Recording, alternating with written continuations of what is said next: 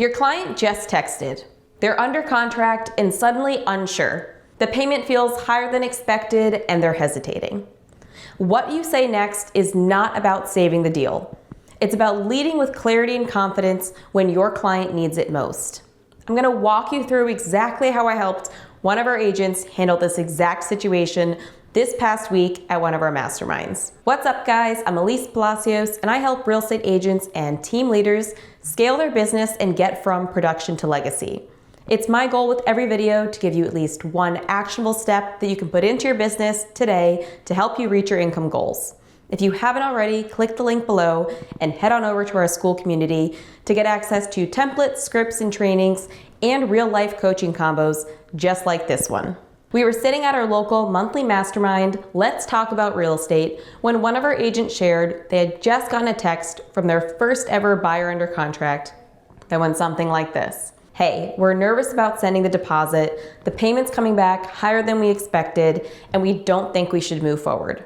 Now, if you've been in this scenario, you know exactly how it feels. Your stomach drops, you're running scenarios in your head, trying to figure out what went wrong. But instead of spiraling, we built a plan. Because this is the moment you either panic with your client or lead them with clarity. Here's the step-by-step coaching I gave him. Step 1, call the lender first. You can't go into a call like this without having as much information as possible. And the questions to ask the lender are going to be, is this the same payment amount that they've seen before, or has something changed? You want to know if your lender is giving them accurate information, because this might affect your choice to use them in the future if there's some problem with communication. If it is the same number, are they just hesitating? Have they called the lender already and discussed this? And if so, what scenarios were brought up and discussed? And then you're going to ask the lender if they're confident with the client's ability to have this payment and financial burden in the future. You're not trying to become the loan officer, you're gathering information so that you're able to guide your clients appropriately. This step is all about being prepared. You can't guide your client through it without clarifying the situation for yourself first and really getting an idea of what's possible. Step 2, do not text, prep for a call. This is a point that I emphasize with so many agents that we coach. When it comes to texting for showing confirmations, quick updates, or casual conversations, that's completely fine if that's your client's preferred method of communication. But when it comes to emotional hesitation, this is not a text message. Get on the phone and get some more information directly from your client. And here's a text that I recommended he send to schedule the call. You don't want to leave your clients hanging if they just sent a very scary text message considering backing out of a deal. You could say something like, hey, totally understand, let's hop on a call and go over this together, and lock in a time frame and give yourself a little bit of time to prep. This is short, empathetic, and clear. If you write a really long message, that's going to invite your client to reply in a similar manner, and now you're ghosting them. We don't want to dismiss the concern, jump directly to logic, or ghost them and not reply at all. So schedule something and then plan to prepare. Step 3, bring it back to motivation. When overwhelmed, it's easy for clients to lose sight of the bigger picture. Start with asking some questions that dive into why your client feels this way. Bring it back to their motivation. Perhaps in this scenario, it was something like, hey, I just wanted to check, are your goals still to move out of your apartment before the end of this year? It's not about talking them into the deal. It's about reminding them why they started this process in the first place. And when you can get out of that fear mindset and focus it back on motivation, it's going to change the tone of the entire rest of the conversation. So I always recommend to start with this first. Step 4, run the numbers. What would it cost to walk away? This is when you're going to bring logic back into the conversation. And you're not comparing to the payment that they were hoping for. You're comparing to the cost of inaction. It could be something like, hey, your rent is $2,100 a month. If you rent for one more year, that's $25,000 going to a landlord, which means no equity, no home ownership, and no progress towards your goals. I like to phrase this part of the conversation through questions. Have them answer and provide the numbers so they're actively doing the math with you, and it's not just you talking at them. And you could summarize those main points to say something like, by the end of the year, that's $25,000 gone. The appreciation rate in this area is X%, which means that this same home is going to cost this next year. Competition could increase, rates could shift, and you're still going to be renting the place that you told me you hate. Now, this isn't pressure, it's perspective.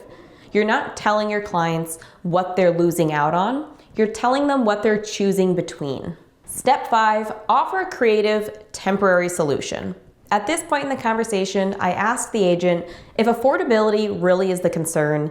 Are there any ways we can minimize their expenses right now to help them be more comfortable with this decision? And I asked, are there any rooms in the house that could possibly be rented out short term?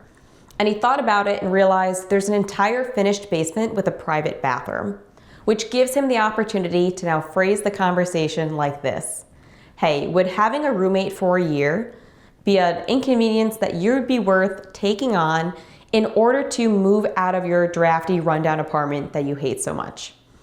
And this helps the client feel like they have options and they're not just stuck into whatever decision they decide to move forward with. Step 6, walk through the what if they did walk away scenario.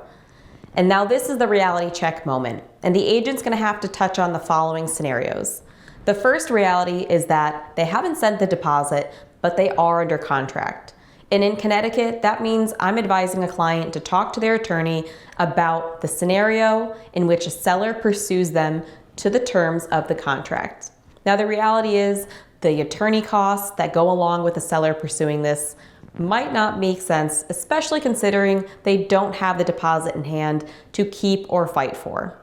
But at the end of the day, this is going to be dependent on your state and contracts, but it can't hurt to refer them to get some legal advice on if they are planning on breaking a term of a contract. Now that you've covered what waiting looks like for their goals, the reality is they're likely going to be now searching at a lower price point if this monthly payment is genuinely too high for their budget. And I like to take action that same day. I'm now going to be sending them available properties in their new price point that same day for them to look through. And then I'm going to follow up and ask them, does this new price point now demand more out-of-pocket costs, like repairing a roof or updating to bring it up to the standards that you're okay with? And then I compare that to a slight increase in a monthly payment spread out over 30 years. And the reality is, if they don't have the out-of-pocket cash to bring a property up to what they're comfortable living in, the long-term slight increase in payment might be the better option for them. Before we wrapped up, I reminded him of this. It's normal for buyers to hesitate, especially first-timers, and they might just need somebody to remind them of their goals and to help them gather a little bit more information so they feel confident moving forward. Alternatively, it truly might not be a good move for those clients. And don't forget to learn from the situation. Are there other deeper qualifying questions you could ask in your buyer strategy meeting so that this scenario doesn't happen again? So the next time your buyer hesitates, don't panic. Prep for the conversation, get clarity, gather more information, walk them through their options, and guide them back to their motivation and ultimate goals. This is not how you save a deal. It's how you act as a professional and earn long-term trust, and long-term clients are going to help you grow your business. If you haven't already, head on over to our Skool community to get access to more real-life coaching just like this, and also access to our full mock buyer strategy meeting that's going to help you ask qualifying questions up front to avoid this scenario altogether.